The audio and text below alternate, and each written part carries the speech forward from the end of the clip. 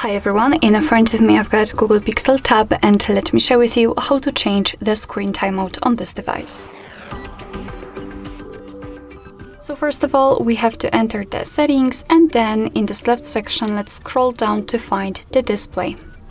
Now let's scroll down just a little bit to find the screen timeout, and as you can see here we've got some options from which we can choose. So at the top we've got relatively short options, 15 and 30 seconds, and longer ones like 1, 2, 5, 10 or 30 minutes. So in order to set the timeout you want to, just tap on the option like to apply. Let me pick 10 minutes. As you can see, it is immediately notified. It is immediately marked, and after getting back to the display settings you can see that it is also notified right here, which simply means that from now on, after 10 minutes of inactivity, this device will black out.